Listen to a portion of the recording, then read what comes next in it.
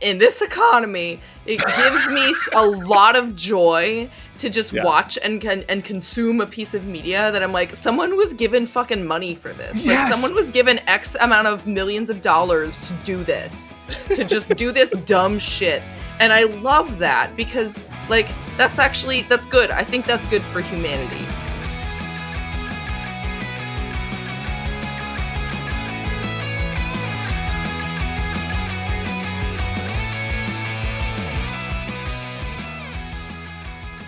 Welcome, groovy babies, to 1999, the podcast. I'm John Brooks. And I'm Julia Sermons.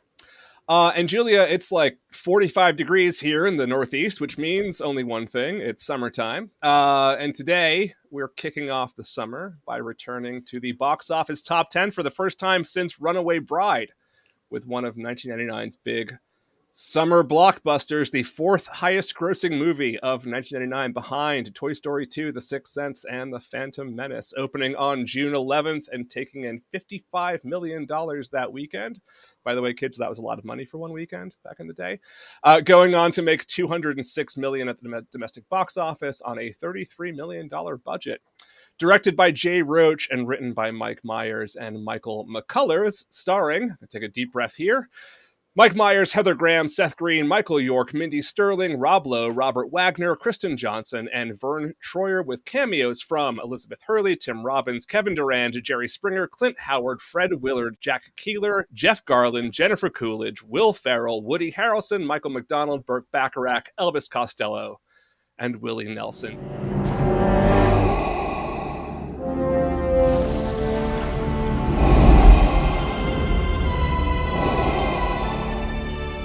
Years ago, a battle was fought and an empire was destroyed.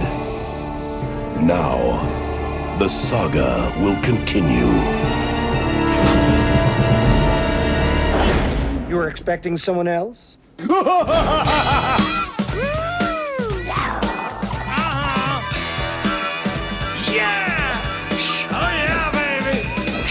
If you see only one movie this summer, see Star Wars.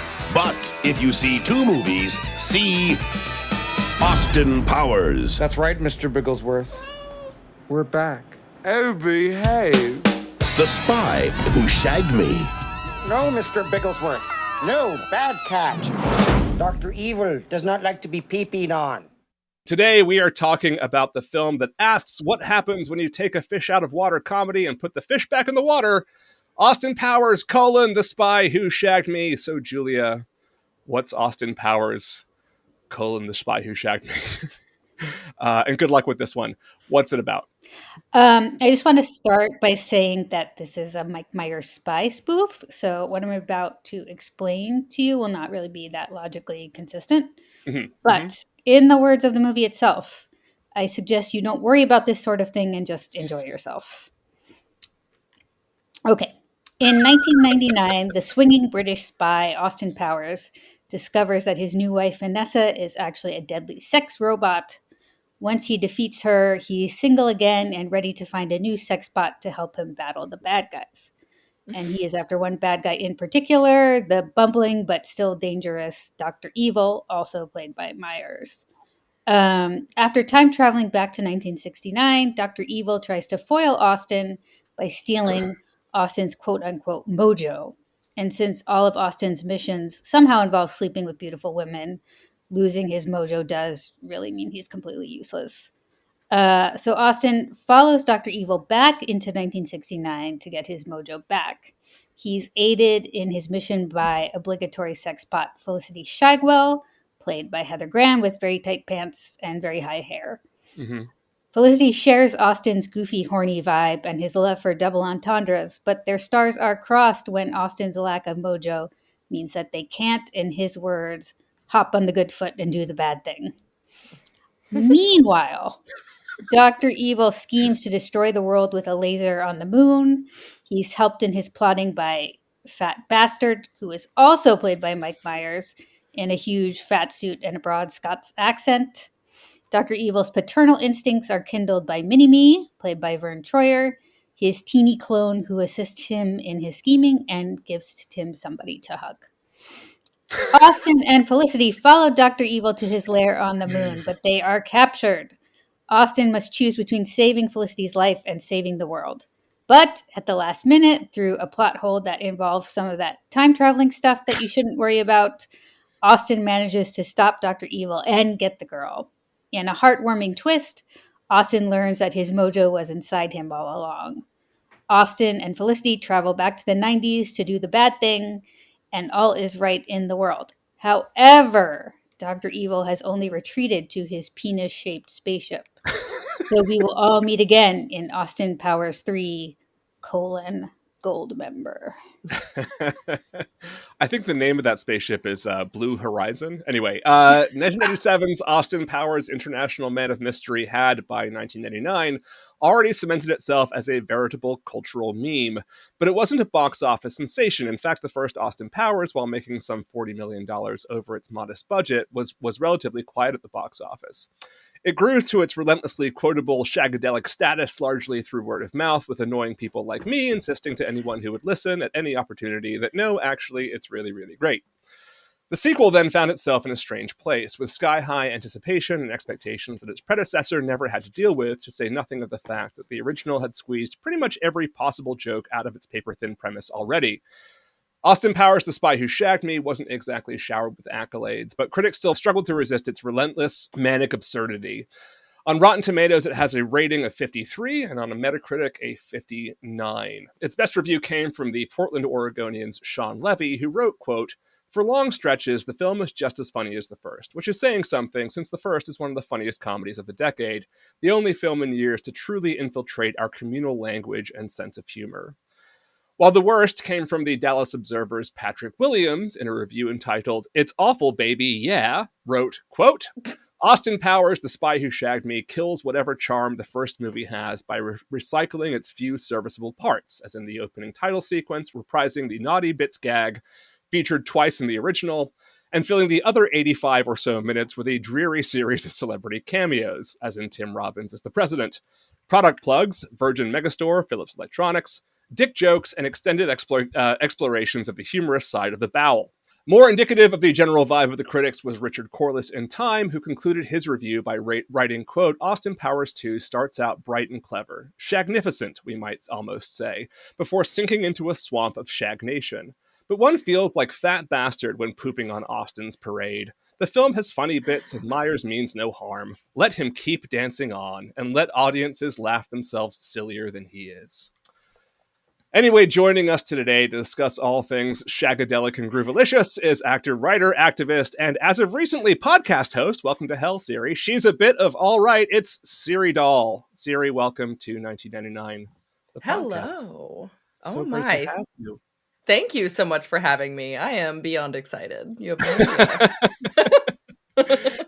You when I suggested Austin Powers to you, you pounced right on top of it. I believe you got in all caps. Yes! All caps. Hell yeah, Austin Powers. And we've all sort of spoken off mic how none of us had really seen this movie in 25 years. So it'll be an interesting one to talk about. Comedy is one of those things that ages in interesting ways.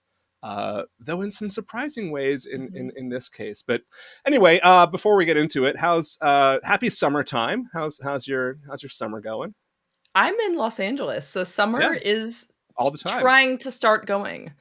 It has been it's been unusually dreary here, like on and off for like the last couple months, I want to say. I mean, obviously, it's really sunny out. Today's gorgeous, but you know, you can literally see the sun in the background, like through your window. Yeah, you can. I have a bunch of sun catchers in here too. So if you look at, there's like a disco ball, you might catch a rainbow. Like, but as someone who's lived, I'm not from LA. I moved here in September, but it's really kind of it's kind of nuts how quickly like the regular sunniness starts to you adjust so quickly. So like the one day that it'll be cloudy, it's like the most depressing thing I've ever experienced in my life. So when the gloom does come through, I'm like, I did not move here for this shit. Make it end. Like it makes me so angry. I'm happy. This is not Seattle, sir. This is not Seattle. Yeah, it's not, and it needs to stop trying to be. And but I'm very glad that it's sunny today. Mm-hmm. and the forecast for the next week or so is more of that. So I'm very appreciative of that. Take us to 1999 in series world. How old Oh were you then? my. What movies were you watching in 1999? Going to the movie Okay. theater to see? So I was 11 years old the summer of Mm-hmm. 1999, and I am a June baby, actually. So this movie came out right before my birthday that year. Oh, So I guess I was okay. technically 10 when it came out and then turned 11 while it Perfect. was Perfect becoming 10-year-old popular. material. Yeah. Yeah. Mm-hmm. Um, I remember this movie. So one thing I didn't really realize necessarily until I rewatched this the other night was holy moly, because I have rewatched the original Austin Powers just countless times. Yeah. But like, like we had talked about, it's probably been for me 20 or 25 years since well, less than that, I would say, since I'm 36 now, and I was 11 the first time I saw it. So I've definitely watched it a lot when I was a teen. But the last time I would have possibly even watched this movie, I was probably still not even 20 yet. So it's been a really long time since I saw it. And it kind of hit me within just the opening sequence where I went, oh my God. I didn't realize that I've probably seen Austin Powers 2, The Spy Who Shagged Me, like way more than I've seen the original. Like way more. Way more. Like it shocked me when I rewatched it. I was like, I feel like I have most sequences of this movie are like seared into my brain. And a Mm. big part of why was the fact that I was too young for the first one when it came out. So I did see it, but I I wasn't, my parents weren't going to let me watch the original one when that came out in 1997. But in 1999, when the second one came out, it was kind of just such a cultural thing that like everyone was referencing Austin Powers jokes all the time. Here's another thing. When I was in elementary school, I think it was 1998, when I would have been 9 going on 10 in school in like 4th grade. Mm-hmm.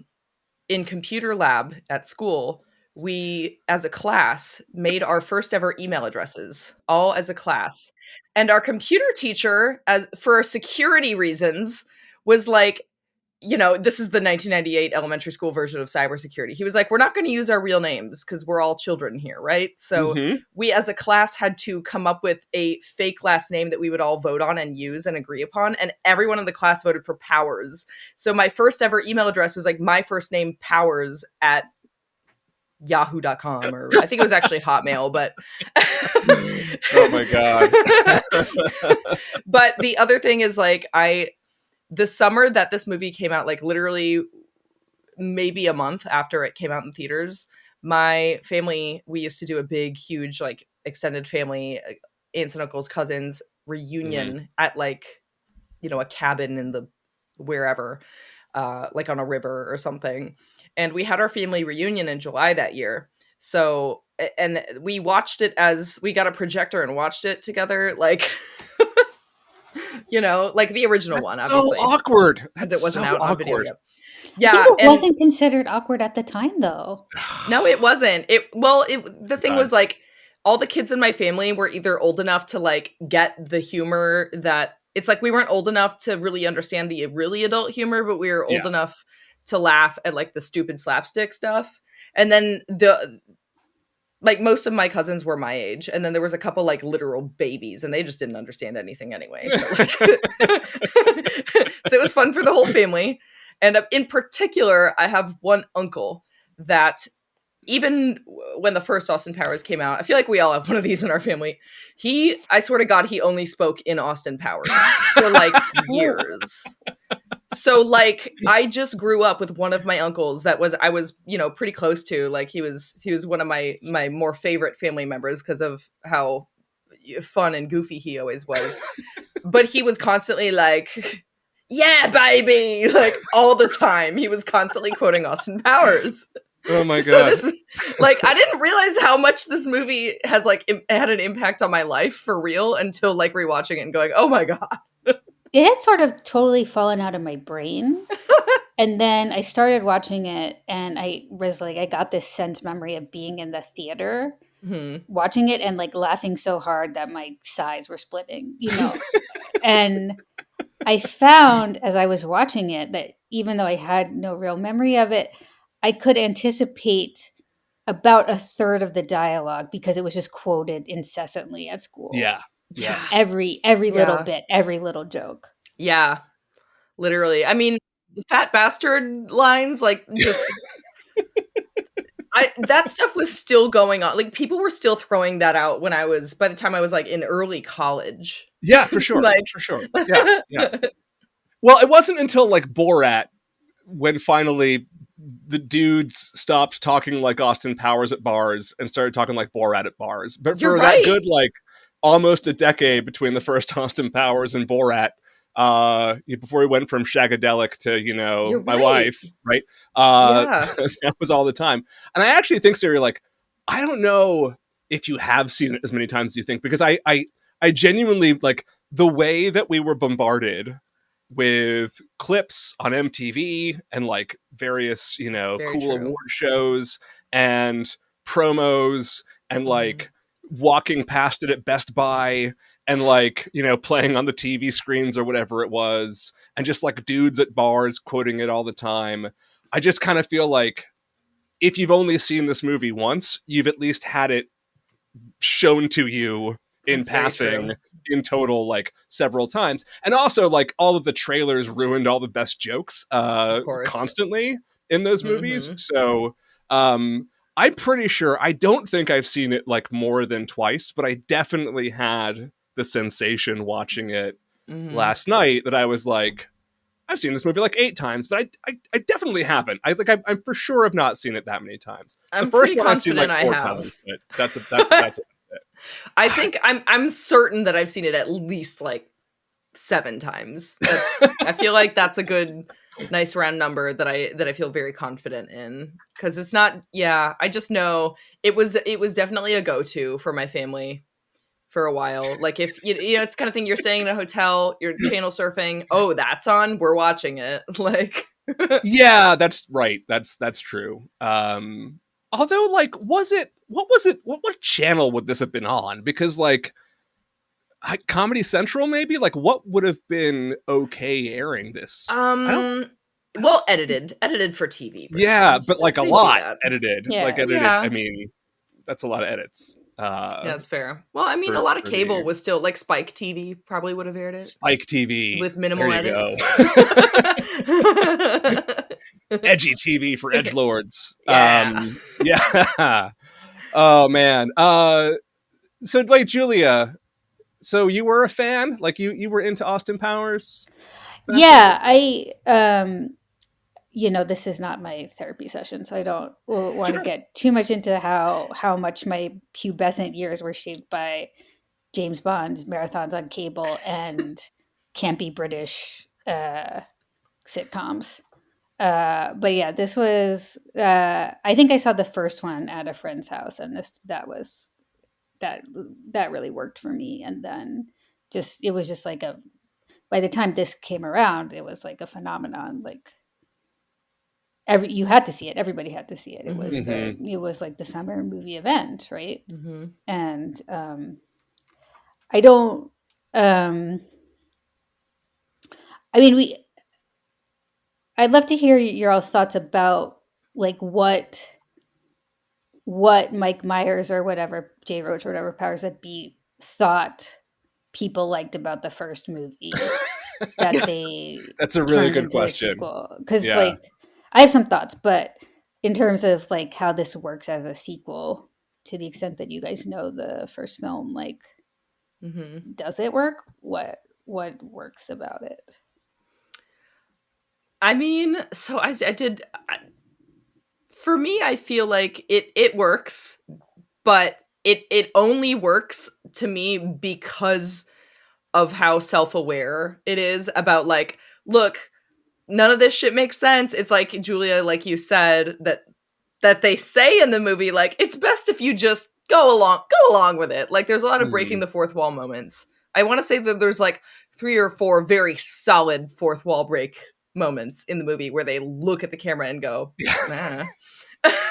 And like, those are all great, by the way. Those are all very funny. Yeah, and that, for me, that's kind of what makes it like work so well as a sequel. Like, because, even at the very beginning when they kill off Elizabeth Hurley, like, it still breaks my heart that. I'm like, God damn it. And then it cuts to Basil. We're talking to him in the car, and Basil's like, oh yeah, we knew all along she's a fan. I'm like, oh, you bastard. Like, but they just ask you to roll with it, and I'm like, okay, all right, that's the kind of movie this is gonna be. Then I can sign up for it, because if you wanted me to take any of this seriously whatsoever, I'd be pretty pissed. Yeah. It was funny. The first shot they show of Austin Powers driving in his Jaguar, Mm-hmm. I was like, oh, that's so obviously Southern California. And then the next time we see him driving, he's like, it's so funny how England looks nothing like Southern California. And I was like, okay, all right, we're on it. Mm-hmm. So you've brought up two lines that were improvised. So like that line was improvised, and when Heather Graham says what, she actually is asking him what he just said, because that wasn't actually in the script. And Michael York breaking the fourth wall and looking at the camera and saying that goes for you in the audience as well. Totally improvised. And then when Wow. Myers looks at the camera and is like agreeing with him, that was just all part of the take. That was not part of the script as well. And I feel like a lot of like the weird thing about this movie is that the comedy is so broad and it's so over the top. And yet the jokes that work best for me are like the more subtle ones, right? Like, Mm-hmm. like the whole thing of like, I really like that the whole idea of this movie is that it's like complete artifice, Mm-hmm. and that they literally like refuse to film anything in England, right? Like everything is on a soundstage or just like clearly the roads of Southern California. It like, but it adds to like to the kind of all in nature of this movie. That like the one thing I will say about Mike Myers is that, you know, he has a kind of like leaving nothing on the table approach to comedy that Mhm. while sometimes I kind of roll my eyes and groan at it, like I do, it warms my heart in this like really admiring sort of way, right? Like one of my favorite moments in this movie is just the dumbest piece of like physical comedy imaginable, and that's when like Dr. Evil like goes up to the time machine and it's not on, and he like very broadly just throws himself against it and then like rolls over backwards. And it's such a fake fall and a fake roll, but like done entirely for cheap laughs. And I'm like, that's comedy gold right there. Like put that shit in more movies. I love that kind of humor. But yeah, we can talk more about Mike Myers and his career later. But that's my Well, we touched on the idea of comedy aging, like yeah. following up on what you said, John. What was the stuff that still made you laugh really hard? Or laugh at all? Laugh a little bit. I really enjoyed the father-son relationship between Scott.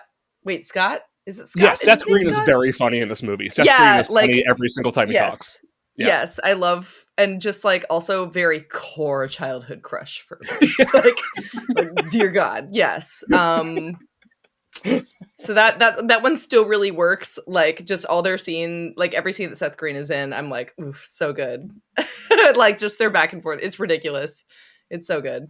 Yeah, and the way that Scott is used in this movie, right? Like that he is the audience kind of like rolling their eyes at the stupidness of the jokes Mhm. is very, very good. Like it's really funny.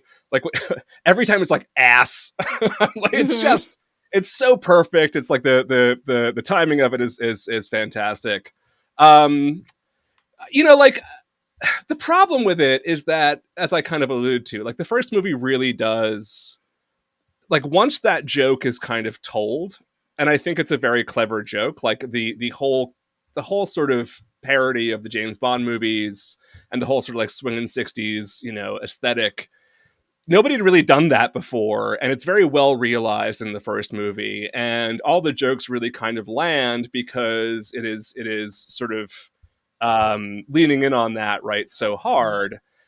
And I think this movie, they were like, how do we do it a little bit differently? And the premise of this movie just like isn't funny, because going back to the 60s like just puts him back into the 60s, and so all of that sort of like, you know, the swinging 60s guy in the 90s thing like loses all of its comedy mojo. I do like that it sticks with the I know Siri, you're talking about Elizabeth Hurley and you know, but like that's what happens in James Bond movies. Like he falls in love and then you never Yes. see that person ever again, right? And like I do think that was a very funny like way of dealing with that. and just like the sort of like aggressive cheapness of everything, like the way everything just looks really, artificial and fake. Again, it's still sort of like going all in on the joke, but the joke had kind of been exhausted by the first movie, and this is instead trying to like live off a vibe, and the vibe's fun, and like the 60s vibe is fun, but like it's not as sort of revelatorily funny, right, as the first movie is. And so it ends up being mostly just a series of sketches, right? And like some of the sketches are great, and some of them are like, when Dr. Evil sings Just the Two of Us, I'm like, I fast forwarded. I'm like, I can't do this. This is just, well, that's it's not funny. That's the thing, is like, that's such a specific reference to that song, the Will Smith version of that song being a huge hit at the time. It's so feels very dated watching it now. Yeah. In a way that for me has some worthwhile nostalgia. So I personally would not fast forward through it, but I also don't enjoy it enough to really I just like tolerate it. Yeah, I mean, I think like I think, John, you're absolutely right that like the first movie was very heartfelt homage to like 60s spy movies and series of various kinds, and I feel like what they decided people would want more of in the sequel was Dr. Evil. Mm-hmm. Who I hate to admit I think is the worst character in the whole series. Like, I think that's right. Like I remember liking those bits so much at the time, and I was just like, this is not doing it for me anymore.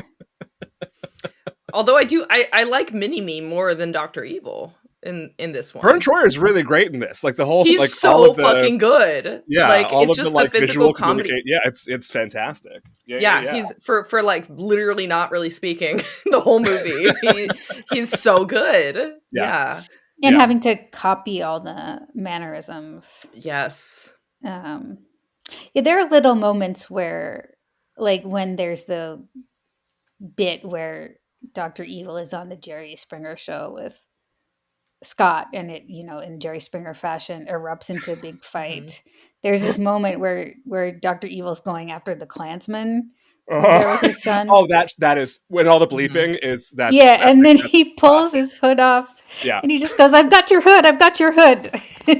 God damn. That is good. Because you don't hear Dr. Evil swear aside from that scene where he's like saying, you motherfucker, and like it's just all bleeped out, and it's that's very funny. Yeah. That's would we have a Despicable Me franchise without Dr. Evil? I was thinking about that. I don't think so. Yeah. I don't feel like we would. So I feel like that redeems his character, regardless of how like he might not be anyone's favorite in Austin Powers universe. I mean, I don't think it's even that he's so bad. It's just that like a villain, the more you expose of a villain, the less villainous they become in a way. Yeah. And I think it's just kind of like he's overused, and like the joke seems to be, it's funny to make Dr. Evil make contemporary pop culture references, which is kind of the point of like him going back and forth and not really remembering where he is in time, and that's kind of the joke. But like that ages poorly, right? When the joke is just him referencing like the Will Smith song and stuff, like how would that even read to in the previous movie? Yeah. Though I will say, like one of the really great gags in this is like I think Mindy Sterling is awesome in this, and like it's way more to do in this movie than the first one, and I love her and she's fantastic in this. But like they like after they sleep together and like they're getting coffee and that whole scene, and like where they decide to kind of go all in on the joke of like sort of Dr. Evil at home kind of moments, like where he's just sort of like a guy at work. I think that's quite funny, and like that was some well-mined like comic possibility in this movie, I think. But a lot of that has to do with like Mindy Sterling just being fantastic, and like the way she plays off of him is so great. Isn't that the moment where he says, "Try the Hot Pockets, they're breathtaking"? Yeah. Look, I'm a sucker for hot pocket based humor, so you can get me anytime. Like one of the most perfect jokes in this movie, right? And this is the sort of thing that I like paid way more attention. I don't even know if I've even noticed it before or like thought about it very much, but they're doing the whole thing with the drive through Southern California. It's when they encounter Will Ferrell, right? And there's an English phone box there, like. Yeah, That's hilarious. Like, that's really funny. It's just putting like a red English phone booth on the side of a cliff in California to indicate that it's London, right? And I'm like, that's everything about that is well thought out, like well paid off kind of a joke. And also like, and it's like that kind of inspired pre-thought thing. But then also when just like Rob Lowe just starts cracking up when Dr. Evil hits him in the head with a globe, and like they leave it in the movie. And they pretend that he's crying or whatever, but like he's very clearly like laughing out loud because Mike Myers just like threw a giant like beach ball at his face. And that sort of thing is also like, I love that, like I love fuck ups in movies and just like playing them for entertainment. So yeah, absolutely. Yeah, definitely still a lot of highlights here. Were you guys like, I don't know. So I'm a bit older, I was watching Wayne's World and like those sketches on SNL in the 90s.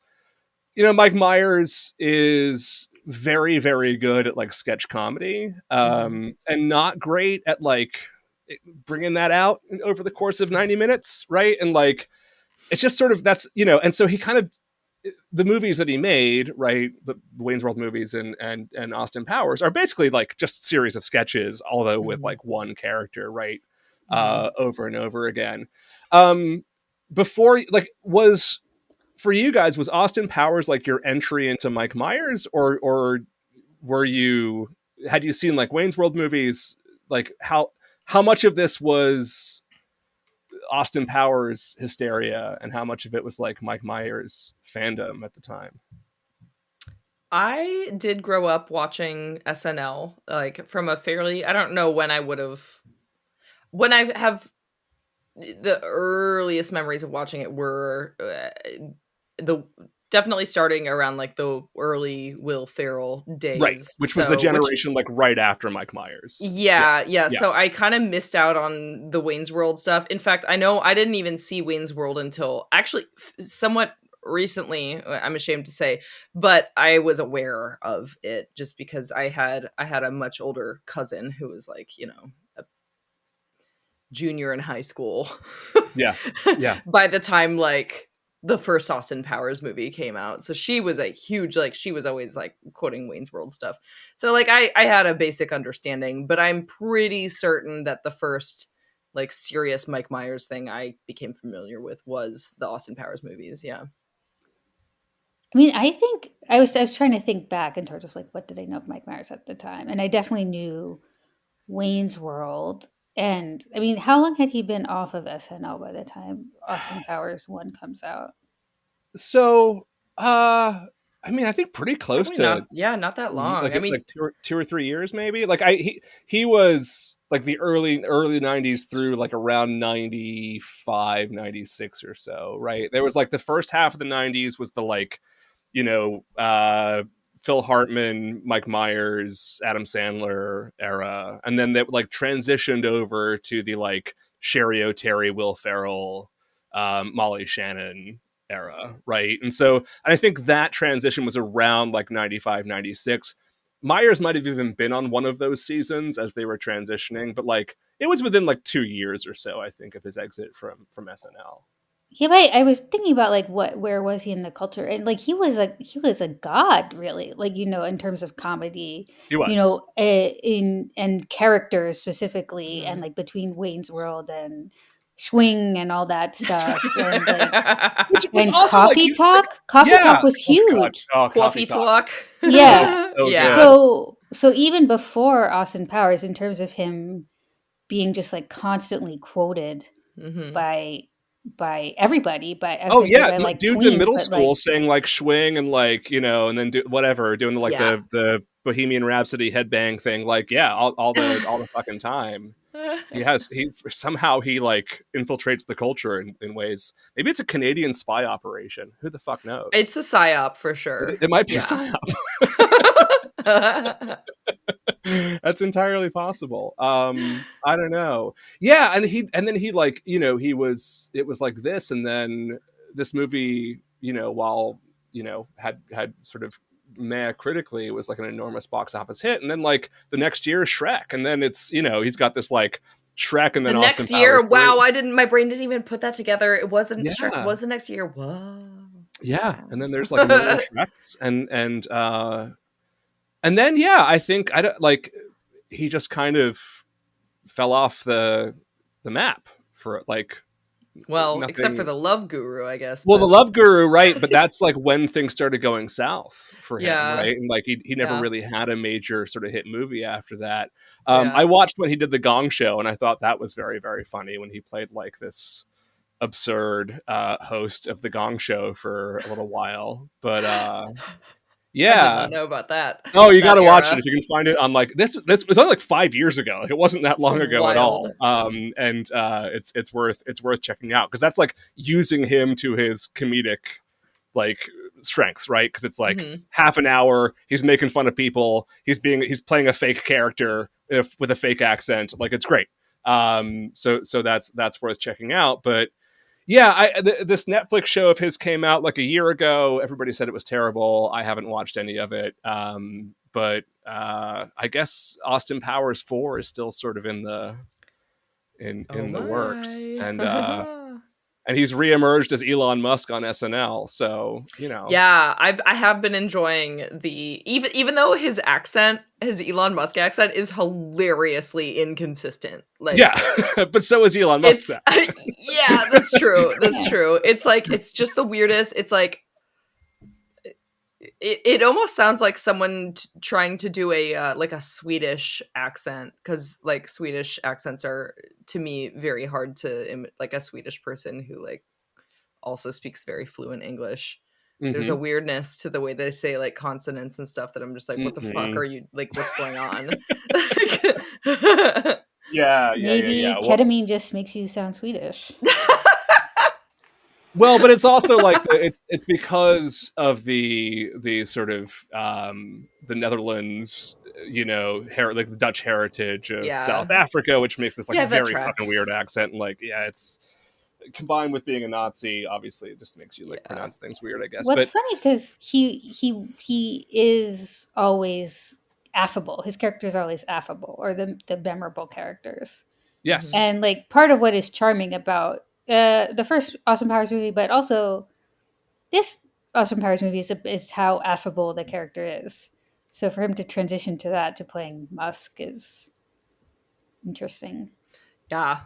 I feel like I imagine that Mike Myers like chased down Lorne Michaels and was like, "Look, you need an Elon, and I want to be that Elon." well, I think he did also I feel because like he's just like, "Please let me be Elon." I think part of it was because of the Canada thing, and he was very, Yeah. very active about being like, "Fuck you, you're not taking Canada." Yeah. And really wanted to stick it to Donald Trump on television, and Well, I think it also- was personal. Elon's dad, or is it his dad or his grandfather? But one of the two. I guess maybe the grandfather, because a little bit more further back in time. But they were Canadian originally, Correct. and then went to like. So I mean, if I were Canadian, I would also personally take offense to that. Yeah, they moved to South Africa once apartheid started happening because they wanted loved a it place so that was much. more like Nazi Germany after Nazi Germany was no longer a viable place to live. So anyway, cool family. One of the things that I kept encountering in reading some of these reviews, which I was kind of surprised by because I have very strong feelings about this, was people saying like Heather Graham is terrible in this movie.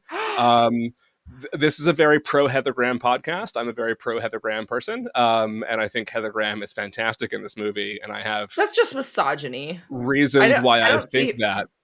I Terrible. don't really have a well-formed thought on that because I wasn't aware that these reviews existed, but I just like clearly she's fantastic. She's great in this role in this film.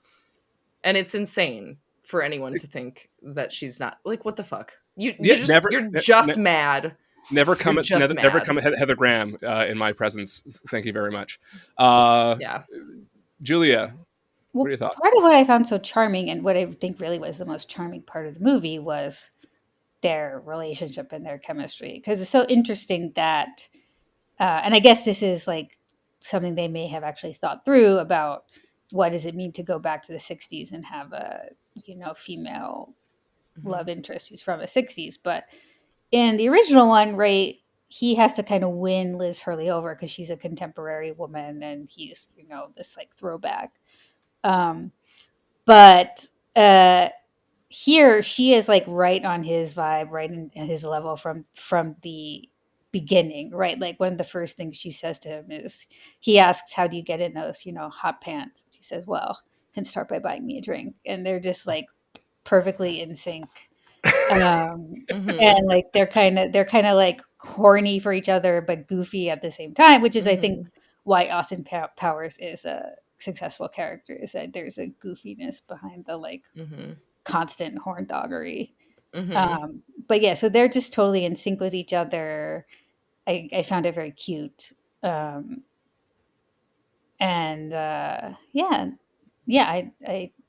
misogyny for sure. It's straight up. Also, I mean- I feel like what you just said, Julia, is also a little light went off in my brain. That's like, I have to admit that there's probably a degree of this seeing this movie when it first came out when I was so young, also influencing the type of person that I am attracted to, because it's always been the goofballs for me. Yeah. For sure. Well, I have long been attracted to Heather Graham, and I was well a decade at least into my Heather Graham fixation by the time this movie came out. So, I'm going to get very defensive when people come after Heather Graham in my presence. But I think she's like, I didn't really appreciate her for sure, like until watching it this time, and just how good she is, because she is absolutely playing along with the inanity of this whole premise and what's going on here. She like never fucking stops smiling. Her eyes are like satellite dishes the entire time. There's this, she just puts this massive like glow onto the screen and is like, looks like a child who's like playing spies with her like best friend. And that's exactly because, as Julia said, like part of it is this like really overblown sex like vibe with this like absurdly charming childlike, right, sort of like idiocy that is just this perfect cocktail going on here, and she just nails it every single time. Like, of course it's not a like nuanced, like of course it's not like a good performance, like it's not supposed to be, like she's supposed Like, what to do be people acting expect? badly. This is gonna win like the top award at the Cannes Film Festival? Like, come on! Like, yeah, what? but as a comedy performance, it really is. It is terrific. Like, I mean, Yeah. she also gave one of the best comedy performances of the year in Bowfinger in 1999, in a very similar like kind of role, right, where she's like definitely playing along to this like very strange set of stereotypes, but very much in on the joke. And yeah, like the way that she understood the assignment, like every moment of this movie is like pretty startling. And like frankly, a lot more fun to watch than Elizabeth Hurley was, honestly, in the first movie, I thought. I would agree with that, yes. Even though I'm still sad that we don't get any more Elizabeth Hurley, but I'll take a Heather Graham as well. and I'll be very happy about it. And that blue dress she wears where the like all the strips fall down and revealing her bare back, like ooh la la, my goodness. I know. Oh my god. As a back girl, I was like, oh! Listen, preaching to the choir on this one. Definitely one of my hall passes, still to this day, Heather Graham. Yeah. So, all right, let's talk about this, because I do think like one of the more interesting things to me, just from a purely sort of objective standpoint, is like looking at not just how the comedy ages and how the jokes land or don't land.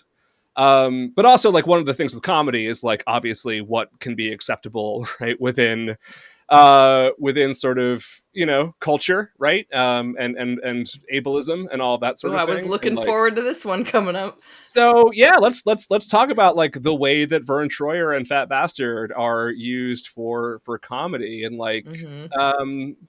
I expected worse. Like, I honestly expected to be more kind of offended than I was, but, like, I don't know, Siri. Go ahead. You got thoughts? I was okay. I was pretty offended. The Fat Bastard stuff really it was rough. It was rough to watch. I watched this with my partner the night before last, and for most of the Fat Bastard scenes, but especially specifically the quote unquote sex scene with him and Felicity. It was just us, like, looking at it, just watching the movie in silence, and then, like, side-eyeing each other, like, Yeah.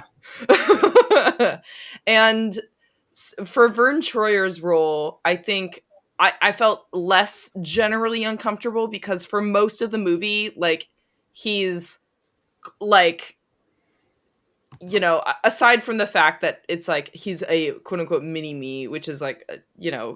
very I don't know, like a tokenized kind of role for him to play, but he's it comes across like he's a very fucking good sport about all of it. And the heart, like, the one part that with Vern Troyer's role that I was just like, oh really, please don't, why do we have to, was when Austin Powers kind of like beats him up and they have the fight Yes. scene, and he's just like, Yeah. it's the way he's talking to him, and it's just like, it's so like, oh man, like, so those, it was rough, but the Fat Bastard stuff was, it felt a lot rougher to me, because it was so much more overtly like, hey, this is a fat person and you should be disgusted, like, over the top amounts of that kind of fat phobia. And I will say, like, real quick, the the scene you're talking about is the one that I'm like, oh geez, with Vern Troyer as well. But which is a shame, because it's genuinely funny when it's, like, very clearly a Cabbage Patch doll that he's, like, smashing against, like, you know, when it's going for the, like, bad special effects jokes, like, it's quite funny, but then it's also just like this whole the whole sort of premise of this scene is not great. But Julia, go ahead. Yeah, I had hoped that Fat Bastard was not in this one.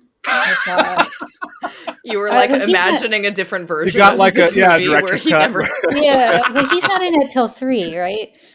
And yeah, it was not. I was not happy to see him, to say the least. I mean, if it could have just I was like, the eat the baby joke, like, you know, that's like, funny, but like, yeah, it's funny, but it's also like, oh, fatness equals cannibalism, sure, right, whatever, right, you know, absolutely, yeah. I want to say, like, it's just not funny, but I'm trying to think of, like, another version of this that could be funny, which also is eluding me at the moment. But it like, just seems almost like fatness is a way to intensify toilet humor. That's truly how it comes across. Yeah, there's this whole shut section up about it. Yeah, there's this whole section where he's talking about how badly he needs to take a shit, and the turtle head poking out. Yeah, oh my God. Another thing that I will just say, so much of my family still.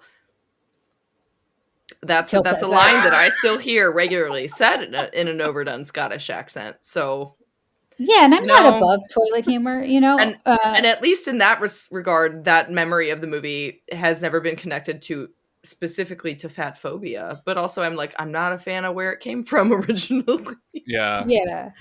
And I just found that part especially, like, deeply unfunny, and the part where he's like saying how sexy he finds himself, and we're supposed to laugh at that. Like, these two parts are just like, this is just awful. This is not working.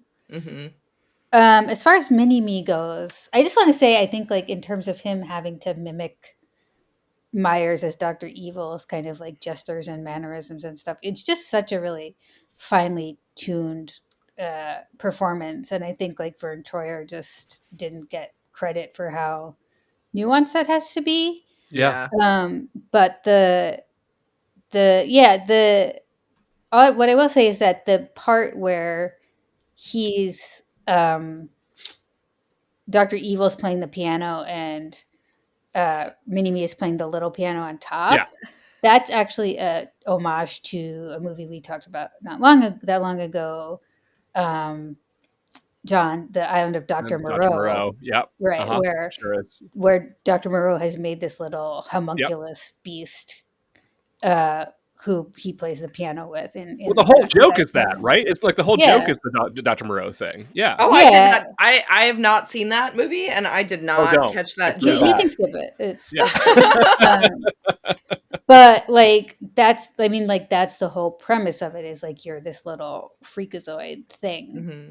you know, that it's fun to laugh at. And I think it's to Rentoria's great credit that how well he manages to do it in a way that is genuinely funny, you know, like not just Yeah. um Yeah.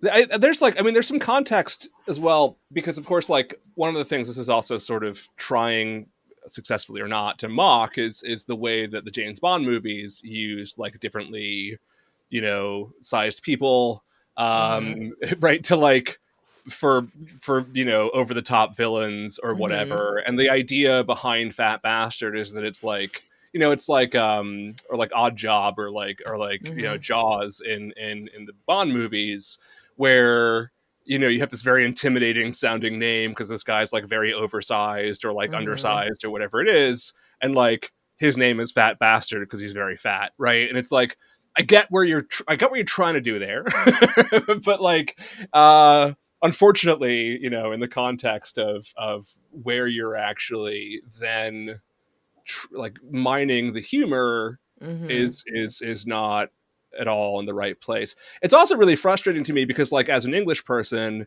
you know, like, Mike Myers' English accent's not great. His Scottish accent's very good. It's much better than his English accent, and so I'm just like much more impressed by his Scottish accent than his English accent. One of the things that bothers me about Austin Powers is, like, as someone very sensitive to English accents, you know, and I know his dad's English and like he spent a lot of time in England growing up or whatever, but like his accent's not great. And it just sort of like irks me a lot. So that's unfortunate. I think also with like Troyer, the issue with Troyer is that he was far more exploited outside of this movie at the time than like within it. Right. Yeah. And like, if you look at, you know, like documentaries from the time or just like MTV footage from the time, like Troyer was just like this guy who was paraded around in all kinds of different sort of like events. And like he had agency. I'm not saying like it wasn't his choice or whatever. And I'm sure he got paid well for doing it, but he was this like sideshow for, you know, like the guy who plays Mini-Me and you know, and it's like, that's kind of what he was reduced to. And I think there's a lot more, you know, at least like Mike Myers, I think recognized, or Jay Roach, like recognized his comedic value and like his abilities. Right. And like, and that they used this character for the most part for this like pretty clever joke that is also directly a joke about the fucking island of Dr. Moreau, which, by the way, Siri, like, was a huge, like, giant bomb of a movie a couple years before this movie came out. And just like the image of like giant, way overweight, white-faced Marlon Brando and his little like Mini-Me friend was just this like itself a kind of cultural meme that's what the joke is going for. And of course nobody gets that now. But even like South Park made a joke about the Island of Dr. Moreau thing. Like it was wow. It was pretty big like bro humor at the time. So early bro humor, early edgelordism. oh man, yeah. but it wasn't even the edge then. It was just yeah, exactly. Fair, yeah. Imagine the first season of South Park with the internet as it is today. It would be unbearable. Oh God. Yeah, just like I'd rather not imagine. things would have gone quite downhill. Having said that, though, like in both cases, I thought in general, like the rest of the humor, like while the jokes don't necessarily land, and a lot of it's again based on sort of like what's going on right now, right? And like let's make jokes about that. Yeah, most of it I think actually is pretty reasonably like okay for it ages okay for today, which is surprising. I really enjoyed the Jerry Springer segment. Okay, I want to talk about that too, right? I put a note. I have my notes that I Yeah. took when I was watching the movie, and I literally wrote down, if there's one thing I want Gen Z to understand, it's how core the Jerry Springer show was to every millennial's child. What is so fascinating about the Jerry Springer scene, right, is that it's so revealing of what Jerry Springer actually was. That he comes across in that scene exactly the way he does in the show, because this was what the show was. It was all scripted. It was all fake. It was all like, kayfabe, like all the time. And it's so revealing of like, there's no distinction between Jerry Springer mediating a fight between Doctor and Scott Evil, right? And just like a regular Jerry Springer show episode. And that to me was like fascinating to sort of. And yet in 1999, most people still didn't get that. Like it was still like how still much thought wrestling was real at that point. You know what I mean? Like no, they for sure did. Yes. Like it's so funny. Also, random sidebar. I'm weirdly related to Jerry Springer. Any Siri, like any amount is enough. So how is like it? My uncle through marriage. So like my aunt's husband on my mom's side. Okay, so your biological uncle. Yes. No, my not biological uncle. Aunt. My mom's sister. Okay, and then her husband. Okay, got it. His niece. Okay, getting more complicated now. Married. Yep. Jerry Springer's son, I believe it is. All right. So it goes like this, and then here, and then here's so it's like 3 or 4 degrees, and it's only by marriage. But I am in fact related to Jerry Springer. That's pretty. That's pretty fucking cool. That is more related than so anybody dumb. else. They're probably not even married anymore because the marriage itself occurred when I was like 13, so they're probably not even together. The late statistically Jerry unlikely. Mayor of Cincinnati, Jerry Springer himself. Yeah, no, I the whole Jerry Springer scene is great.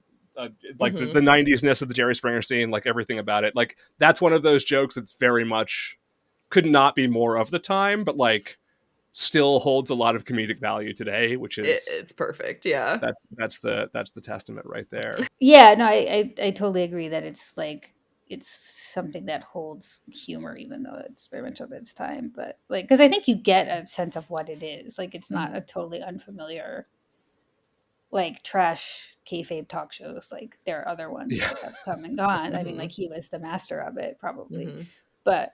Yeah, I just love the idea that's like, okay, the dad is evil, wants to take over the world. So like, who else do we have on there? We have on a Klansman. Like they put a lot of thought into the into the bit,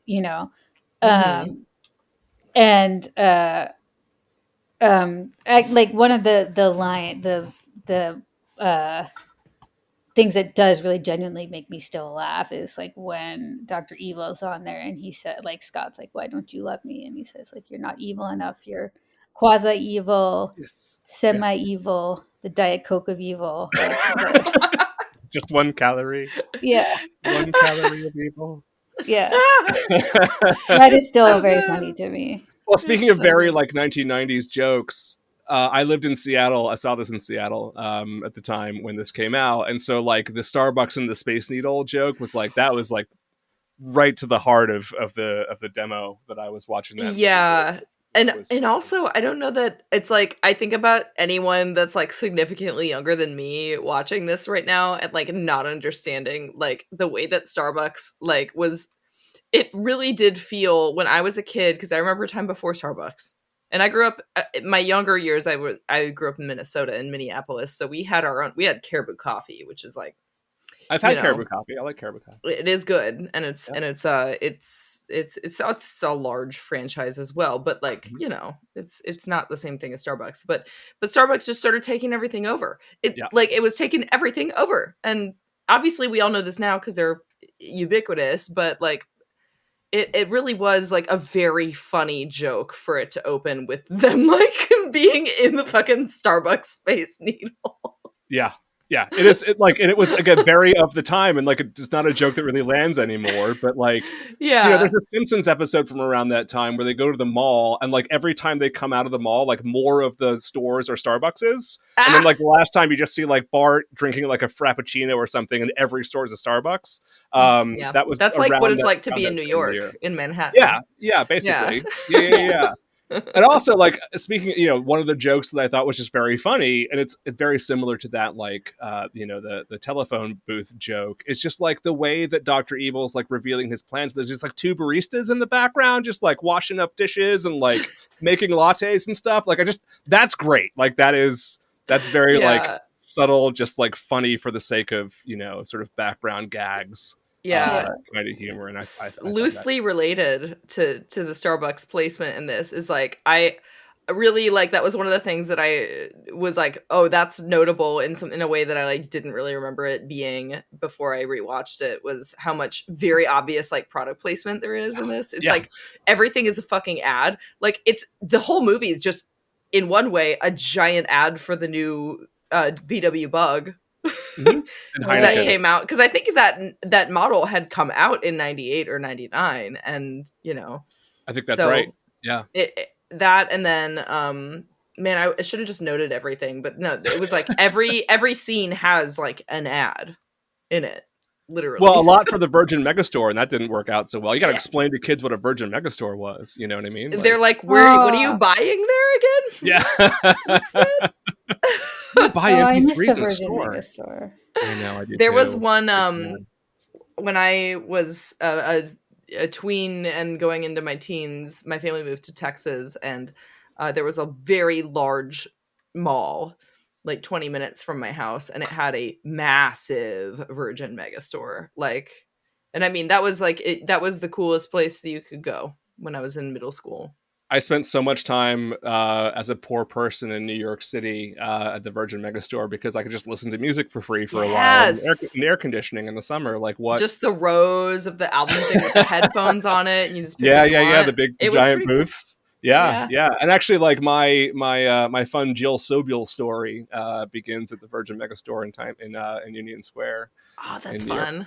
Joe Sobule, who died last 2 weeks ago, very recently. I'll tell you that story sometime, Julia. It's a long story. It involves Christmas music. Like it's a fun story. But R.I.P. Virgin Megastore. I guess it didn't save you. But I think this is kind of a carryover joke from Wayne's World, right? Because like Wayne's World has this whole thing where it's like making fun of product placement, and it's one of the big gags in Wayne's World. And I feel like Mike Myers just felt like he bought himself a license to make that a joke from that point forward, and so could just be sort of like crassly commercial about all of the stuff. I kind of think it's a kind of spillover joke from. And honestly, I would prefer it, especially in like bigger budget movies. It's like, I understand y'all are gonna do your product placement thing. I would prefer that it's just like tongue in cheek and just like, like, like do it and make fun of it while you're doing it, and like you're still gonna get the money, and the company's gonna get their fucking ad. Like, don't be serious about it. Yeah, I mean, if you spend is hard enough on all of us. Come on, of course, yeah, and like it's not. I mean, like it's not unrealistic. Like, if you spent enough time at my house, you'd think you're like in a commercial for like Polar Diet ginger ale. You know what I mean? Like. So like so much product placement everywhere. So like, I have no problem with it. And I think the whole joke of like, with the Heineken and everything else of like absurd product placement is like, it's quite funny. And again, like of the time. So, and like when you're product placing Starbucks in such a like ridiculous over the top way, that's also making fun of Starbucks taking over the world in the 90s. Like that's a clever way of doing it. So no problem there. All right, so of the 90 minutes, how many of them are you still entertained, guys? I got a number. I think I got a number. I want to say like probably like 70 minutes. I find. Oh wow, okay, all right, that's a lot. I mean, a lot of it, like I kind of set this up at the beginning, though. For me, a lot of my enjoyment of this is still very deeply nostalgic. So like, it's hard for me to not feel entertained the whole time, and the times when I don't are just the jokes that aren't really standing the test of time Yeah. and the, you know, the more ableist and fat phobic Yeah. pieces of it. Yeah. The things that I think are still truly so funny are the montages where they're describing all the different ways that Dr. Evil's spaceship looks like a penis. So And good. It's it so cuts good. between them, and there's like a Chinese student named Wang, and there's Willie Nelson and Hmm. Woody Harrelson, and And that's when a lot of the cameos come in too. Yeah. Yeah. And Uh-huh. Jennifer Coolidge, which like, was that a Yep. cameo? Because I feel like that was early enough in her career when she was like becoming more notable. Oh, it was But a cameo because she was so well known in like the sketch comedy world, especially like Got it. that, you know, like she was one of Mike Myers's, like, you know, That's good to No- know. I no didn't names. know because I was like, I'm like, I know the first like big role that at my age that I remembered her having was like in American Pie, but American Pie, right? Which is yeah, the same year. yeah, Also 99. cool. Yeah, no, I think I like not a cameo for like audiences. Well, it reads as one now, like for sure. But Yeah. at the time, I was like, was she notable on the level that like that was like a celebrity cameo for her? I think in she was a Second 1999? City person. Like she Mhm. definitely is from the world of sketch comedy. So like, Mhm. yeah, she's definitely someone that Mike Myers was. And like a lot of those people, like Jeff Garlin at the time, like nobody knew who he was either, right? Like he Mhm. is also someone who was within sort of that. These are just like the, you know, Mike Myers friends, basically. Yeah. Like, they were like just showing up and doing this absurd thing. Julia, like, so that that joke was only supposed to run once and for like half as long. So it starts with the Clint Howard thing and then like gets back to Clint Howard. By the way, I just watched Apollo 13 again. And like, sure enough, they actually do reuse Apollo 13 footage in that sequence. So like Apollo 11 taking off is the Apollo 13 launch sequence. And then also like Amazing. when they're in space and the ring shoots out, like that's directly from Apollo 13. I had to look that up. But that sequence was supposed to be much shorter, but it tested so well with audiences that they made it longer and added a second one. I So love it. I guess you were one of the people in that test screening, Julia, because I mean, it is kind Yeah. of like the pinnacle of dick jokes. Like, it really is. in terms of it's the too good. artistry. And especially now after Jeff Bezos went up in his spaceship, it's like you can't not like. It was very prescient. It really was. It really was. Like every Rich time I see morons fucking in Blue space. Horizon, I'm like, are you kidding? Like seriously? Nobody's gonna say anything about this? All right. Maybe he knows. Maybe he's a fan. I have to assume that he is. Otherwise, it's too funny. The other option. Like he's got it. Like I mean, yeah, but like who does that on purpose? I don't know. It's yeah. Anyways, fucking Jeff Bezos. Jesus Christ. By the way, did you also know that canonically the movie takes place in the same universe as The Sandlot? Because apparently the uniforms in that scene where the guy's like 2 balls and the kids swing, you know, the uniforms they're wearing are the same uniforms from The Sandlot, like Oh quite my literally, God, like that's so from amazing. like the prop room of The Sandlot. So Oh my God, that's so amazing. I love it. canonically I love it. spin-off That's of also The like I Sandlot. love that they extended it and did it twice because I'm a huge fan of like Tim Robinson and I Think You Should Leave and like that kind of form of sketch comedy where like it just goes too long. It Yeah. just goes so long that you're like, God damn it. And then it just keeps going. And then it comes back around and you're like, okay. Oh, well, now it's funny again. Like it's just that's like one of my favorite formats. No, I agree. Like So I I agree. appreciate Like it. I love like I'm a really big fan of like aggressively unfunny humor. Like like comedy that just like not funny at least the first, like it's not funny until you like watch it 4 times Yeah. and then you've memorized everything and then somehow it's just like like Mr. Show was like this, right? Like Mhm. Mr. Show is never funny the first time, it's fucking hilarious the 6th time when you anticipate all of the lines, right? And just like yeah, there's something about Austin Powers that is like it's so bad and it's so intentionally bad and so like aggressively bad that that's like part of what makes it even funnier. Like it makes the jokes land better. One of the things about this, like, you know, Austin Powers, the universe and like other kinds of comedy that are similar that I appreciate is it just, especially in this economy, it gives me a lot of joy to just Yeah. watch and consume a piece of media that I'm like, someone was given fucking money for this. Like, someone was given X amount of millions of dollars to do this, to just do this dumb shit. And I love that because, like, that's good. I think that's good for humanity, for people to be able to make a living by just doing some dumb fucking shit that is just purely entertaining and, like, you know, in the best case scenario, it doesn't do any harm. Yes. Yeah. It does the least amount of harm. And on the flip side of like, that is like, you it's know, like the fact that people spent 4 times as much of that money to see it, right? Like, yeah, even better. Like, not only are you giving a ton of money to make this dumb thing happen, but also like the dumb thing's appreciated 4 times over. So that is very heartening, especially in this, as you say, in this economy where it's very difficult to get money to do anything, and then no, movies don't make any money anymore anyways. Yeah, so. and shows get canceled like left and right, and, you know, a show does really well and it doesn't even, they don't know if it's going to get renewed until a year after the first season is actually aired.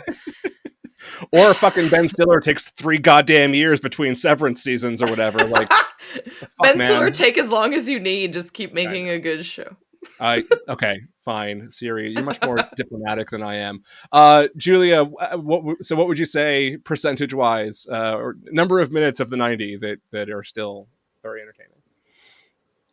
I'd say about half the Dr. Evil stuff. Maybe 60%. Okay. Yeah. Hack Out Fat Bastard. Yeah. Okay. Yeah. Like you, Siri, I have a thing for the goofballs, so I did find a lot of the Austin Powers stuff funny, even though I don't know. I maybe this is just me like lionizing the first movie because I'm such a fan of Bond movies and 60s stuff, but I do feel like the double entendres and stuff are like maybe a little better in the first one, or maybe they just felt fresher. I think so too. Yeah. Yeah, Or, I agree with that.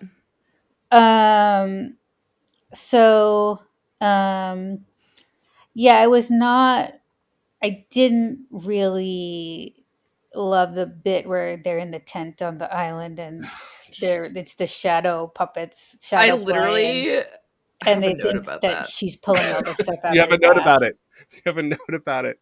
All right, go ahead. What's your note? The note is just that because, you know, when I saw this movie in 99, when I was 11 years old, it was definitely with my parents, and like having, you know, I had the kind of parents where it was like, it wasn't a hard and fast rule, like you're not allowed to watch. I mean, not being allowed to watch R-rated movies was pretty much a hard and fast rule, but a PG-13 was like, we'll watch it first and then we'll make our decision based on our judgment. And, you know, my parents had seen it before I saw it. They made the decision that it was fine if the kids were to watch this Spy Who Shagged Me. I also think that they did it because they knew it was inevitable that we would see it. But that being said, the tent scene was the one where the whole time it wouldn't have even been that bad if it weren't for the fact that my mom was next to me the entire time going, oh, jeez, oh, well, come on. Like, she was so flabbergasted by it. Like, it just kept escalating, and she was just like, I swear to God, at one point she leaned over and put her hands over my eyes, like, even though it's like, you know, I got the joke, but it's suggestive in a stupid fucking way, but it's not I mean, I say that, but then come on, I went on to have a career in the adult film industry, so maybe for all I know, my mom blames all of that on this one tent scene in Austin Powers. So it's fair. So yeah, it's just funny, like, how much I had a visceral reaction to that scene, going, "Oh God!" Only because I remember being next to my mom and her like losing her mind over it. I remember that being like the one where I was like, "Is this over yet?" The first time I watched it, and it doesn't get any less sort of like, come on, this is Like, I appreciate how committed you are to this, but, you know. The one thing that makes it funny in a somewhat redeeming way for me is the way that all the, like, are they army guys or like the private, like contractor, like paratrooper dudes or whatever the fuck that are like paramilitary guys who are like watching them, is the fact that it goes on so long and the guys are still just sitting there watching it. That makes it funny, but it's not the fact that the weird, like, you know, shadow puppetry, weird sex stuff in the tent. It's just the fact that all these men who are like, oh, gross, but they never stop watching it. And I'm like, well, that's accurate, actually. Yeah. Yeah. Like, that's what those men would do for sure. Like, yeah, I like, and the idea that they have such a moral majority point of view on the world that they're just totally disgusted by it. Yeah. Yeah. And there's a close-up on every guy's face being like, oh, because it's like stuff going in Austin Powers' butt. But also secretly, I like to think that like they're all going, wonder what it's like. Yeah. Like, I think that subtext is there. I think you can read the movie that way. Yeah. I'm going to say 45 out of the 90 minutes, I was like, this is pretty good. And then the other 45, I'm like, this is not great. Some points I was like, I really want this to be over now. But then it would do something where I was like, oh, it's kind of funny. All right, my last point, and then we got to start like wrapping up here. But the last thing, my big frustration with this movie, right, where I was like, oh, I've forgotten how this ends exactly, but I hope this is what happens. They should have done the time traveling 10 minutes gag like 5 times. Like, the second Austin Power should have fucked up saving Heather Graham and then had to do it again, and there should have been like 3 of them and then 4 of, and that would be really hard to pull off, both logistically and comedically. But man, what a great joke that would be if like he kept fucking biffing it every time, because like the second, when he goes back, he almost does, he's like too busy admiring himself like killing all the bad guys that he barely has time to go save Heather Graham. And I was like, what a great joke that would be if he keeps having to go back in time so many times because all of his previous selves like fuck up the actual job. That is pretty good. Yeah. So if I'm rewriting this movie, like that is my big centerpiece that I'm like making my my comedic selling point. But I was a little bummed that it doesn't go on longer. I found the comedy in that sort of whole setup like quite great. And you know, anyway, guys, hire me to fix your scripts, I guess. You know what I mean? I got ideas. But that's my final, as Jerry Springer would say, my final thought on that. So going back to Jerry Springer.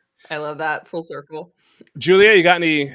I have 2 I'm not a crackpot things. Okay. One is which both have to do with the time travel stuff that I could not ignore. Julia, you got to ignore it all. You can't be picking. Okay, there are things that are beyond the pale, right? Okay. One is which this movie features a cameo, like the first movie features a cameo by Burt Bacharach, the great. Okay, I'm with you here. Singer-songwriter.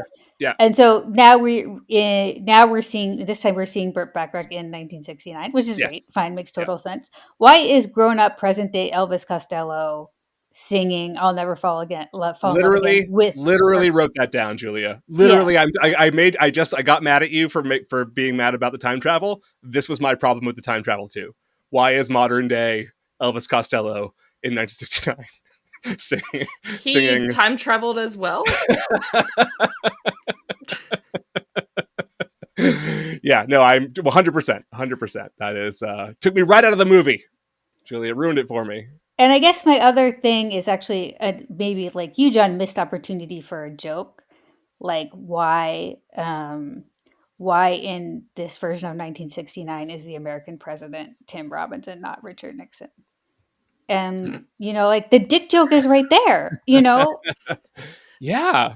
But there's a whole movie of dick jokes from that year about Richard Nixon. We just talked about it. So, you know, it's already taken, I guess. I listened to that episode earlier because Alex Steed was on it. And I was I was drawn in by the tagline on the episode that was like, you know who loves dick? Alex Steed. He does love Dick. Got He's a me. big fan of Dick. Like, I got me. he was very eager to talk about Dick with us. So, and everything I just said there is 100% true. So, like, it's a great movie. And no, I agree, but like also at the same time, President Tim Robbins is like really funny, and that's a great. Like, one of my favorite jokes is that Dr. Evil, keeps making all these '90s references, and Tim Robbins is like, "What the fuck are you talking about? Like, I don't know what that means. What do you mean, talk to the hand? Like, what hand? Why am I talking to your hand? Right? Like, those are funny. It's good jokes. I guess you could do that with Richard Nixon, but like, I don't know. Tim Robbins is." I'm glad they did Tim Robbins and not a Richard Nixon impersonator or something. And that, I just say that purely selfishly because Tim Robbins is another one of my lifelong like celebrity crushes. So like, I'll take it. I'll never say no to Tim Robbins in a movie. Like, I'm not gonna. Yeah, literally. Yeah, never say no. You know, it's for kids. Yeah. Those are your two complaints, Julia. Mm-hmm. Elvis That's Costello and Richard Nixon.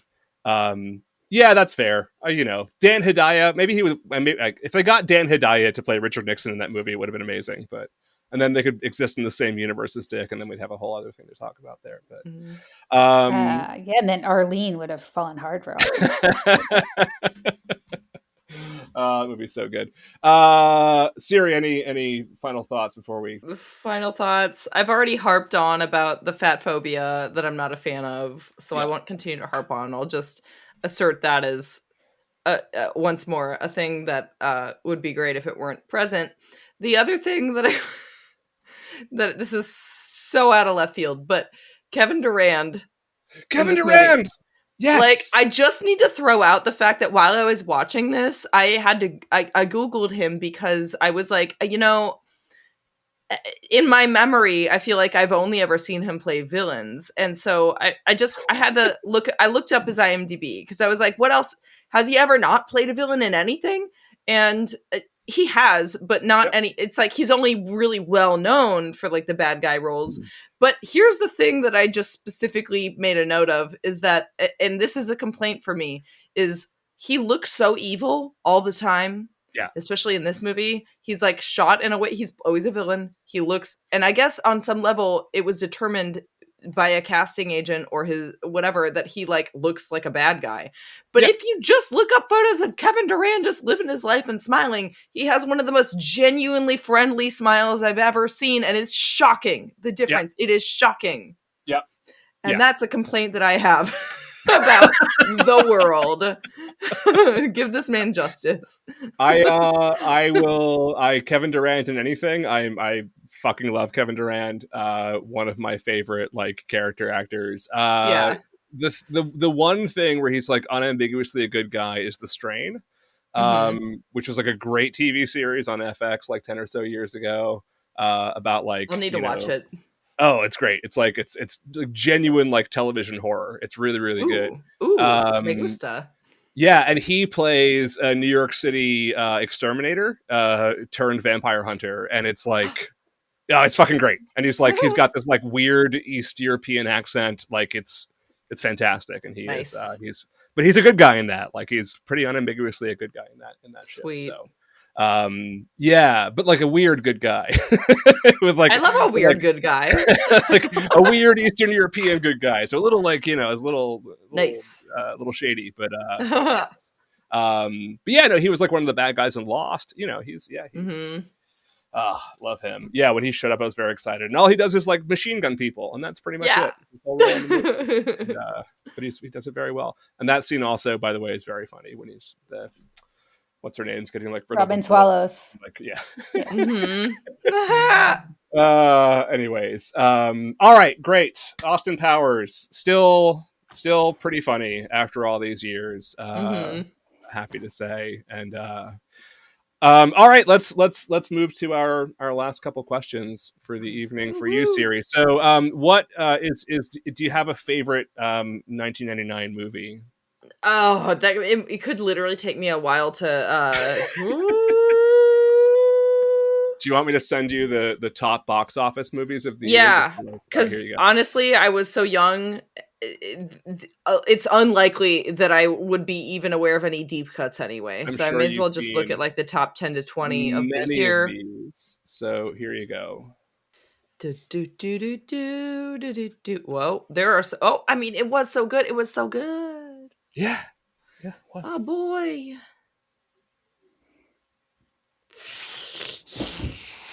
Man, okay. Rough choice. Yeah. So for me, based on a number of factors, including just sticking power in my brain, like the Okay. amount of times I've seen it Yeah. since it came out, and just my personal love of it, I'm just gonna be kind of a baby about it, and I'm gonna call a tie between 3 movies from 1999 Totally that I fine. love all equally, and those No movies rules are on this podcast. oh, thank you. Okay, The Sixth Sense, The Nice. Matrix, Yep. and Patch Adams. Patch. Seriously, yes. And Patch Adams actually is one of the ones that was released in late '98 and then bled into '99. Mhm. So like you can claim that as your '98 movie if you want to, and then it's just between The Sweet. Sixth Sense. That's fair. And The Matrix. Yeah. If I had to pick between Sixth Sense and The Matrix, I would definitely pick The Matrix over The Okay. Sixth Sense. So like Yeah. tell me more about why The Matrix.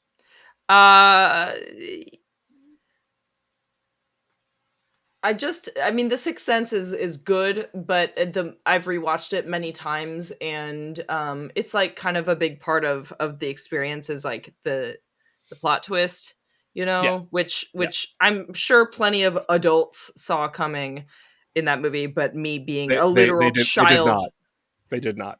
Nobody Fair. saw it come. Yeah. No. Really? Because when you Yeah. rewatch it now, it's so fucking obvious. We just talked about this last week, like in the last episode, we were talking about this very thing. But like, no, really, Siri, like I was 20, right, when it came out, and like, no, adults didn't get it. Like everybody was like, "What It's the fuck?" really It was- wild. Yeah. yeah. So it's God. not just dumb kids who were like, "What?" No, it's everybody. I like The Matrix just for like the world building, Yeah. There's a lot that went into it, and like it's I really hate that like the red pill is now has a very different meaning. But I've continued to enjoy the effort put into the Matrix related the whole like kind of franchise since then. Mm-hmm. Mm-hmm. The Yeah. Wachowski sisters are pretty fucking cool. So What do you think of Resurrections? I have not seen it yet. It's really good. It's really good. I loved it. Like it's really good. Yeah. It's really great. What's funny is I haven't actually watched it yet, but I have watched multiple YouTube video essays about it. Okay. That's fair. So I'm like, I know I'm gonna like it. I know I'm gonna. I just haven't actually watched it yet. Yeah, Sad it's for me.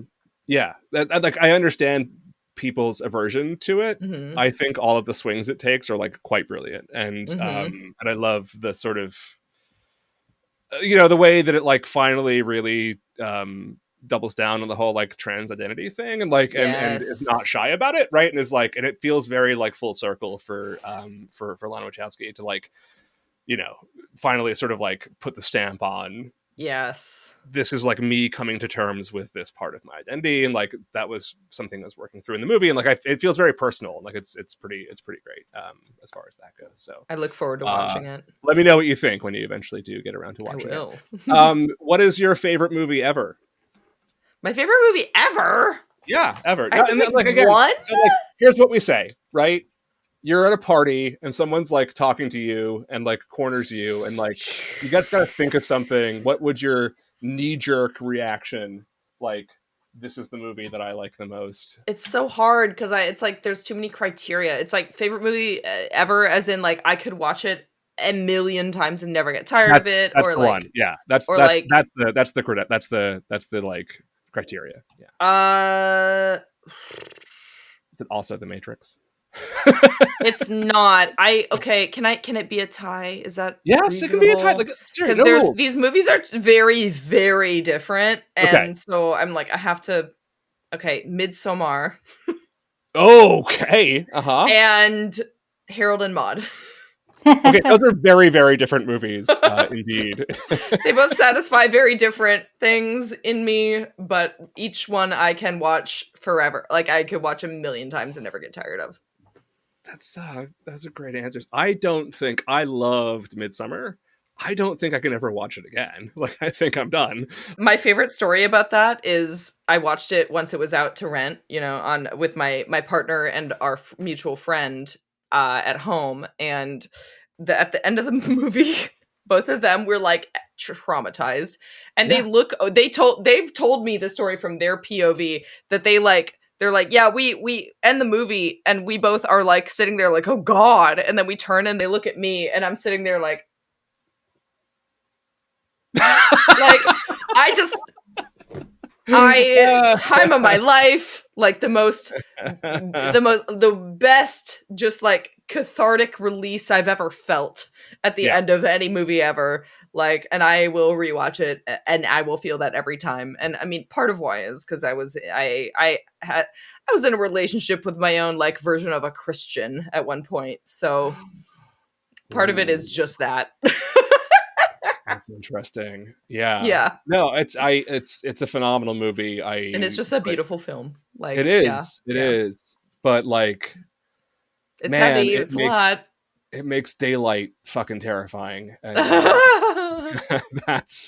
which is what's so cool about it, honestly, and the way it subverts the genre, right? Like it's fantastic. And yeah, Harold and Maude. So that's like that's a classic. I love that movie as well. That's obviously, as you said, very different. So what's your Harold and Maude story?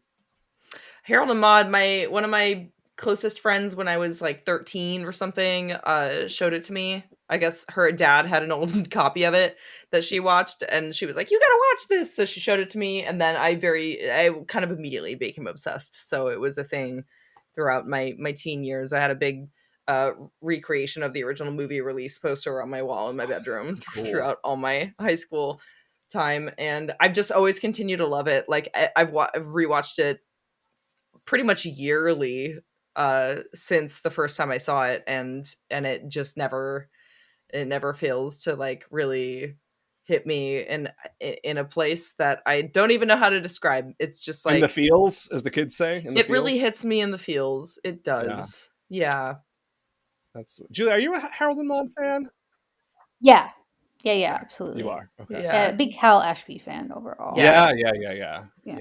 I've had trouble watching any other Hal Ashby films. Like it's like not a lot that is available easily accessible in these days of the internet. Yeah, Amazon Prime isn't pumping out the Hal Ashby films. Hollywood treating him as shittily today as they did in his lifetime. Hey, if it ain't broke, don't fix it, or whatever, right? Or whatever. I don't know. All right, cool. Well, this was a lot of fun. Thank you, Siri. Before we go, you got a new podcast. You want to talk about your podcast that you got? Yeah. Yes, thank you. My podcast is called First Thirst, and it's about our first pop culture crushes. So every episode I have a different guest on, and I ask them, who was your first pop culture crush? And then we take it from there. And it's just, as you might imagine, it leads to some really interesting and surprising conversations. I can definitely imagine. Sometimes it's about Bugs Bunny and drag. Sometimes it's about like goth girls. That's a great premise. I love that idea. I certainly like a million things pop into my mind like immediately. Yeah.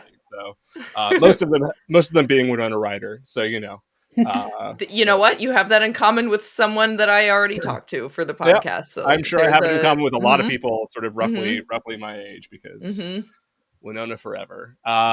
Seriously, yep. And wino forever while you're at it. Yeah. Except no. Not on that man's arm. Boo. All right. Where else people social media? You can find First Thirst at firstthirstpod.com if you want to check out my podcast. My other forms of work are generally border on the NSFW, so if that's something that you might be into, then you can find that on SiriDahl.com, SiriDahl. Cool. You can find us. Julia is on Blue Sky at Julia. Is it Julia K. Sermons or just Julia Sermons? Just Julia Sermons, right? Sermons. Just Julia Sermons. Julia Sermons at Blue Sky. I'm at John Brooks at Blue Sky. The show's at 1999 The Podcast at Blue Sky. You can email us at 1999@cageclub.me if you have anything to say. Just come say hi, whatever. And happy summer, everybody. Happy summer movie season. It's nice, Julia, to finally be talking about like funny brain off movies for a while, because we got some fun ones in the pipeline. So Siri, come on back sometime. It'd be fun to have you again for another movie sometime in the future. I would love to. It was a delight to have you. And everybody else, enjoy the hopefully increasingly warmer weather, and look out for frogs, and we will see you